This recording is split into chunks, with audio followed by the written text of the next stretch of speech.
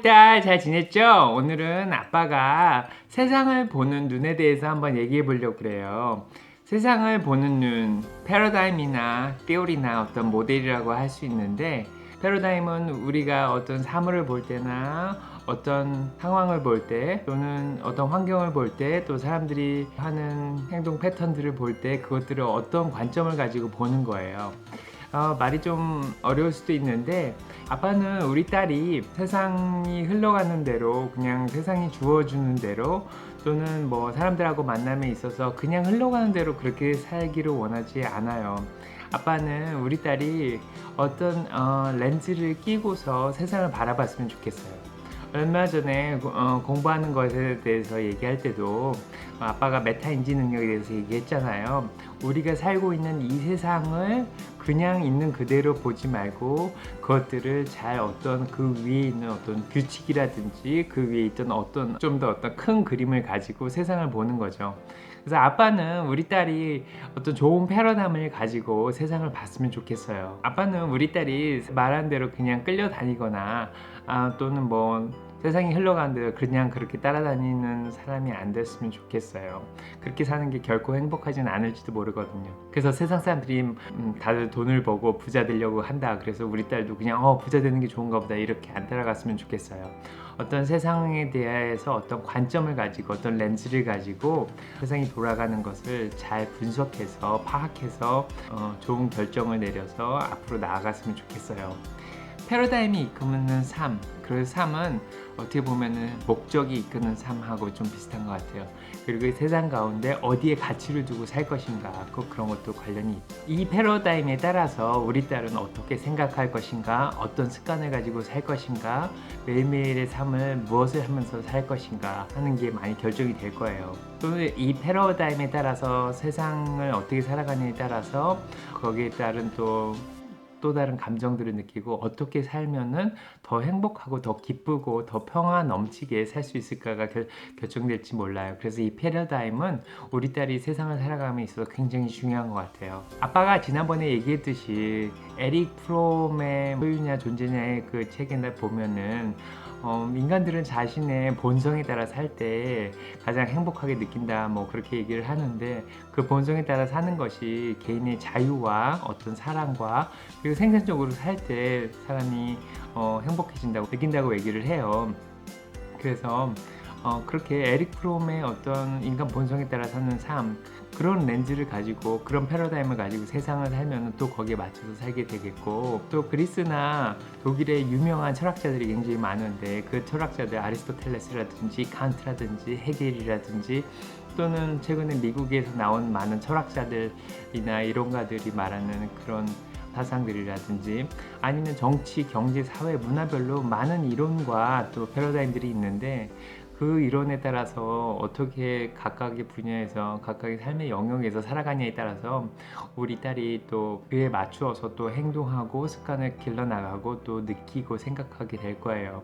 그래서 패러다임은 굉장히 중요한 것 같아요. 아빠는 크리스찬적 삶을 살기 때문에 예수 그리스도가 바라보는 세상에 대한 관점을 따라서 세상을 많이 보려고 노력하고, 인간들을 더 사랑하고 이웃을 사랑하고 평화롭게 살려고 노력을 많이 하고, 아빠는 마더 테레사라든지 헨리 나우엔이라든지 세상의 많은 사람들을 사랑하고 그들을 돌보며 그들과 함께하는 그런 삶을 사는 것도 굉장히 좋고 행복한 것 같아요.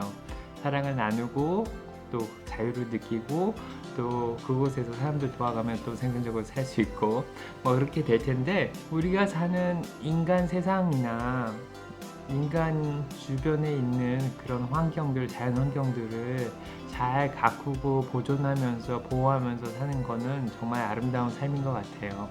아빠도 우리 딸이 그런 삶을 살았으면 좋겠고, 하지만 어떤 패러다임을 가졌냐에 따라서 우리 딸이 성공과 돈과 권력과 세상의 모든 것들을 다시금 본인의 방식대로 해석하면서 이제 살아갈 텐데, 만약에 그런 패러다임이 잘못돼서 언젠가 이 패러다임을 따라갔더니 나의 삶이 그렇게 생산적이지도 않고 기쁘지도 않고 효율적이지도 않다고 그리고 창의적이지도 않다고 이렇게 생각할 수가 있어요. 그럴 때는 우리 딸이 패러다임을 바꿔보는 것도 좋은 것 같아요. 그러니까 만약에 자신의 패러다임이 그게 좋지 않다, 내가 너무 쾌락적으로 살았더니 그런 게 너무 뭐 시간을 낭비하는 것 같다고 생각이 들면은 또 금욕적으로도 살아보고, 패러다임은 항상 절대적으로 있는 것 같지 않아요.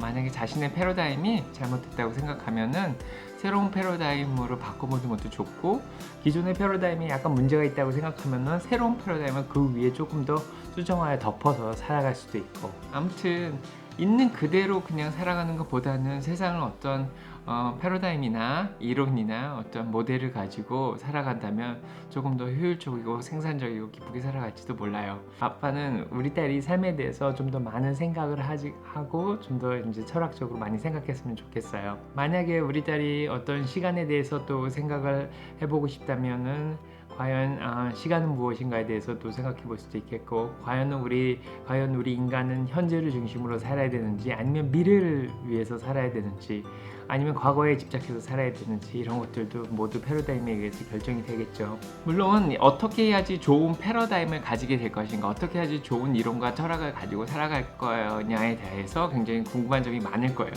그럴 때는 아빠는 우리 딸이 책을 읽었으면 좋겠어요. 아빠는 여태까지 인생에 많은 멘토를 만나지 못한 것 같아요. 혼자서 학교를 다니고 또 혼자서 이제 인생에서 답을 찾아가면서 살아왔는데, 그때마다 가장 도움이 된 건 책이었던 것 같아요. 어떤 분야에 대해서 아빠가 모르는 게 있다면 한 7권 정도의, 항상 치를 좋아하는데 그 7권 정도의 책을 읽고서 그 분야에 대해서 충분한 연구를 해본 다음에 거기에 대해서 어떤 이론이나 패러다임을 만들어서 그 삶을 살았던 것 같아요. 누군가는 뭐 책에 모든 게 다 적혀 있냐, 뭐 책만 보고 뭐 안다고 하지만 그건 잘못된 말인 것 같아요. 그 책을 쓰는 사람은 그 분야에서 가장 전문적으로 오랫동안 공부를 한 사람이고 오랜 경험을 한 사람이에요. 그런 사람들이 쓴 책은 믿을만하고 따를만한 가치가 있는 것 같아요. 그래서 어떤 한 책만 보고 또 결정하는 것도 힘들기 때문에 7권 정도 많은 책을 읽어가지고 거기에 대해서 좋은, 자신한테 가장 적합한 이론과 패러다임을 형성시켜서 삶을 살아가는 게 좋을 것 같아요.